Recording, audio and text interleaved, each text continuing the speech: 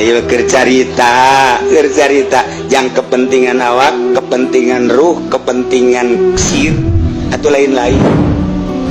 Nah tak iya mah lain dek nyaritakan kepentingan awak, iya mah hubungan anak dek nyaritakan kepentingan ruh, iya mah nyaritakan kepentingan golbu.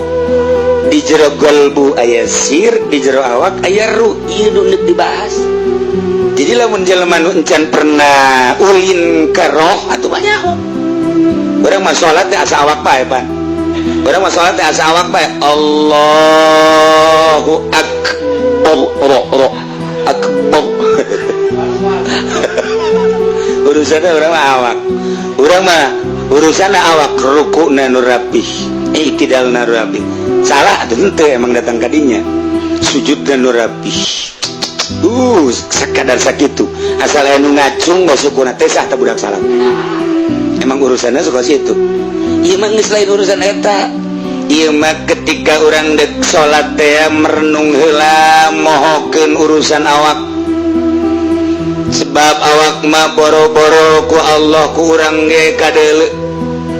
Ku sakitarna ge kadeuleu, tapi Allah mah pantun neulekeun awak. Allah mah innallaha la yanzuru ila suwarikum wala ila abnalikum walakin yanzuru ila qulubikum. Allah maneulekeun kana qalb. Isin amat ketika urang ngahareup ka Allah kemudian hate urang ngalancong ka sisi kaki tah deuk nyaritakeun eta. Isin urang teh usolli salat abdi 4 rakaat zuhur karena Allah, pan sia teh karena Allah, tapi kunaon ngalantur hate sia tah deuk dibahas eta. Ulah kena ngalantur. Berarti memang salat urang dipohokeun heula. Lain awak nurek salat teh. Ieu mah nu salat teh roh. Geus roh urang anu dibersihan ku urang. Dideleukeun ku Allah roh urang teh. Kurang mah teu kadeuleu disebutna lelembutan latifah. Allah Maha Latif ningalikeun kalatifah lelembutan urang. Isin amat ketika Allah nu Maha Latif neleukeun kalembutan urang, lelembutan urang ngaco, inget ka mobil, inget ka motor, inget ka jabatan, komo nu hayang nyandu. Ya, isin biasa. Cak Allah tolol goblok. Sia nek salat ka aing hareup ka aing kos sia eta ngalancong ka dieu tah deuk diurusan eta. Supaya mantep urang teh tanpa ngalungitkeun jasad. Jasad kudu diheulakeun ke syariat heula, abe kadeulina syariat cek nu neuleu urang nu neuleu teh ka awak urang sesuai jeung Fathul Muin, sesuai jeung takrib, sesuai jeung riyad, syariat ngaranna. Nah, ketika orang praktek sholat eta mah geus jadi jalan kebiasaan, geus teu kudu dihitung-hitung deui, geus teu kudu reken-reken deui. Ku ari mah nu disolatkeun teh iroh.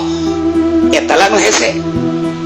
Supaya roh teh bener-bener ketika Allahu Akbar, Allah Maha Agung, roh teh roh ngarasakeun kana keagungan Allah.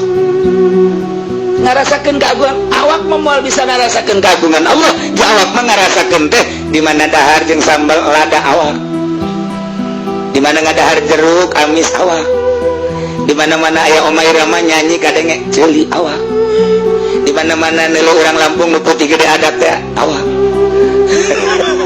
di mana naik motor endut-endutan awak, di mana naik mobil awak, urusan anak naik kana kasur awak mah nu ngarasakeun teh awak. Ka Allah mah moal bisaeun awak mah. Sebab sama urusanana urusan zahir moal bisaeun ngandalkeun awak ka Allah. Nu diandalkeun ka Allah ma'ruf. Disebut lagi basirah, mata hati. Urang peureum ke ditita urang peureum. Urang peureum maksudna meremkeun dunia supaya mata hati neuleuh ka Allah. Urang can belajar, urang peureum mata hati ke peureum. Teu belajar mah kitu bae. Ieu mah supaya mata ieu peureum mata hati bentak ka Allah. Tah kos kitu qalbuhu lam yanam wal ainu qad naisat. Qalbu Kangjeng Nabi mah lam yanam teu pernah sare. Sanajan matana nundutan, socana nundutan.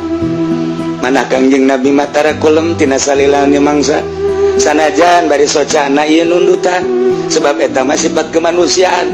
Nu mantap Kangjeng Nabi mah Kangjeng Nabi sanajan nuju kulem apaleun sahan wae. Kangjeng Nabi salat di hareup jadi imam di tukang sabara baris jeung sahasana nyaho.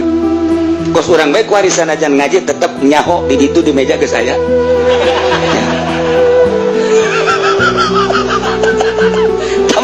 perasaan suka itu uang ngaji kitab ieu mah Sirul Asrar lain diceritakeun salat kumaha rukuna kumaha sujudna kumaha